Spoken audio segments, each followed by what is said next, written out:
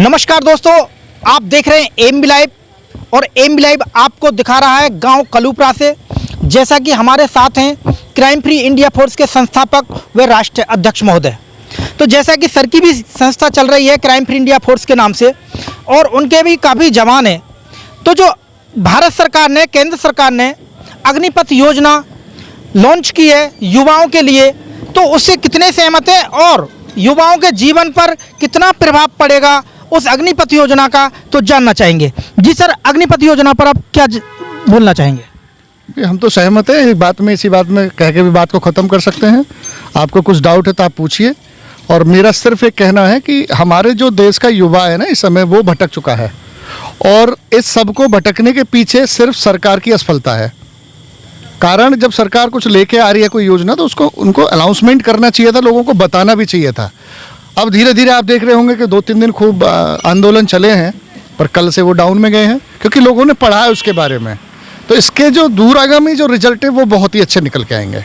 और जो भी ये युवा कर रहे हैं ये गलत है। और मैं देख रहा हूँ, मैं भी वीडियो क्लिप में देख रहा हूँ बहुत सारे फोटो कि 45 साल और 40 साल का आदमी, 50 साल का आदमी भी आंदोलन में खड़ा है। एक विकलांग भी गाड़ी आप देख रहे होंगे, बस एक फेसबुक पर चल रहा है कि एक विकलांग भी उसमें डंडा बजा रहा है, बस में आग लगा रहा है बस में। तो वो भाई वो तो फोर्स लायक पहले से है ही नहीं। तो जिस आदमी का फोर्स से कोई मतलब नहीं तो आंदोलन में क्या कर रहा है? तो ये तो विपक्ष की बहुत बड़ी चाल है और इसमें वर्तमान सरकार बिल्कुल नाकामयाब रही है। इस बात को संदेश पहुंचाने में नाकाम ये रहे हैं कि भाई ये योजना अच्छी, उस बात को बता नहीं पाए सही तरीके से। जैसा कि पहले दिनों में किसी प्रकार की जानकारी नहीं दी, जैसे आगजनी बढ़ी, रोडों पे गाड़ियों में आग लगाई गई, ट्रेनों में आग लगाई गई। उसके बाद इन्होंने टीवी चैनलों के माध्यम से लोगों को जागरूक करना शुरू किया। अब तीनों सेनाओं के अध्यक्ष भी बैठ के उस पर डिबेट की है कि बहुत अच्छी है, आगामी इसके परिणाम आएंगे। तो ये जो लोगों ने जो आगजनी की है, इसमें क्या रियल वो विद्यार्थी हैं या वो आर्मी के जवान हैं जो उस भर्ती के लिए जाएंगे, या वो उपद्रवी हैं, अराजक तत्व हैं उसमें? वो 100% अराजक तत्व हैं। जो आर्मी की तैयारी करने वाला है वो तो भाई साहब फोटो आने से बचेगा कि मेरे खिलाफ कोई FIR ना हो जाए। उसका उस आंदोलन से बस में आग लगाने से मतलब है ही नहीं उसका कहीं पे भी। ये सब विपक्ष के लोग, चाहे वो किराए के हैं, लोकल लोगों को दूसरी जगह भेजते हैं, अराजक उपद्रवी लोग हैं। 4 दिन पहले जो अभी नूपुर शर्मा के उस समर्थन में भी बहुत सारे लोग भी आंदोलन कर रहे थे, कुछ विपक्ष में कर रहे थे, वो आज वो दूसरे उस मोड़ पर आ गए हैं। तो मैं बिल्कुल भी उनकी कार्यशैली से सहमत नहीं हूँ। लोगों का कहना है कि भारत सरकार युवाओं के भविष्य के साथ खिलवाड़ कर रही है, ये जो योजना लेके आई है अग्निपथ। ये बिल्कुल गलत बात है, ऐसा नहीं है। ये मोदी सरकार और मोदी जी को समझने में बहुत लोगों ने भूल की है। अभी 2-3 साल पहले कोविड का टाइम आया था, पूरे मैं विश्व की बात करता हूँ आपको। हम लोग स्टार्टअप लेके आए थे, मोदी सरकार लेके आई थी स्टार्टअप का मतलब था कि मोदी जी ने अपने कुछ मंत्रिमंडल को बुलाया और उनसे कहा कि मेरे देश का युवा बहुत कुछ करना चाहता है, बट उसको समस्या है कि वो जगह जगह ना भटके। इसलिए मैं एक ऐसा प्लेटफॉर्म तैयार करके देना चाहता हूं कि कंपनी रजिस्ट्रेशन होने से और इनकम टैक्स तक जाने तक सिंगल विंडो पे उसको सारी सुविधाएं मिलें।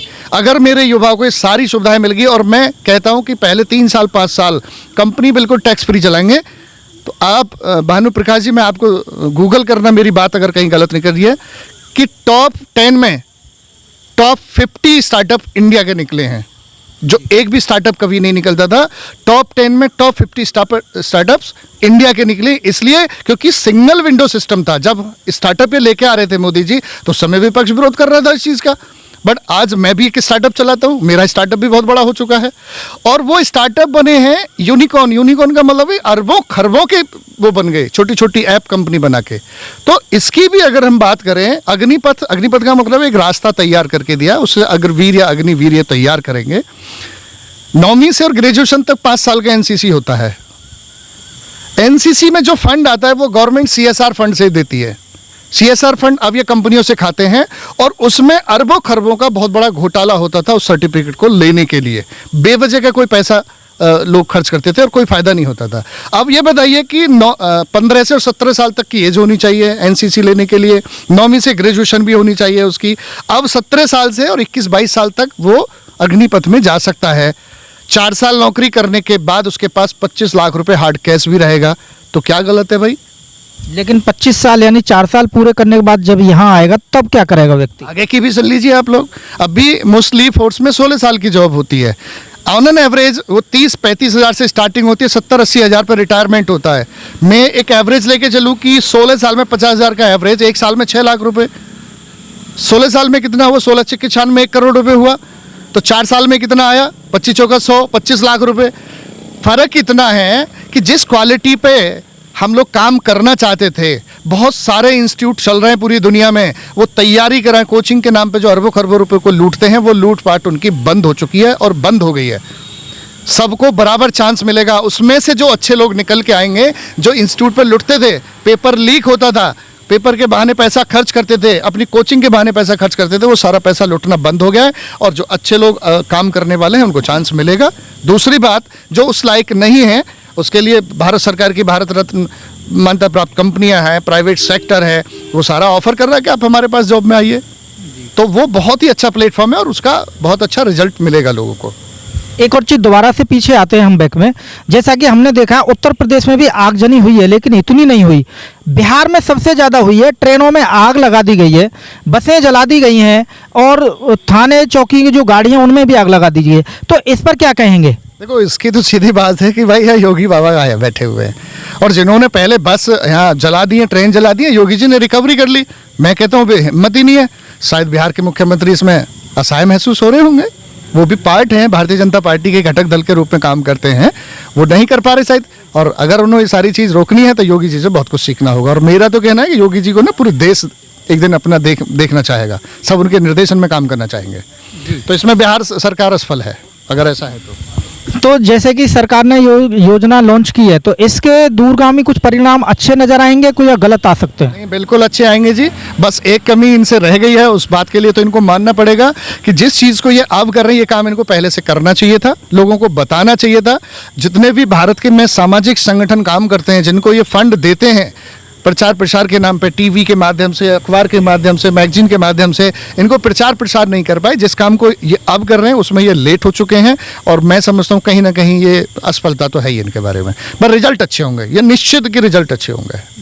बहुत बहुत धन्यवाद। जैसा कि आपने सुना, जो सरकार कार्य को अब करने जा रही है, इतना बड़ा हादसा हो गया, आगजनी हो गई, ट्रेनों में आग लगा दी गई।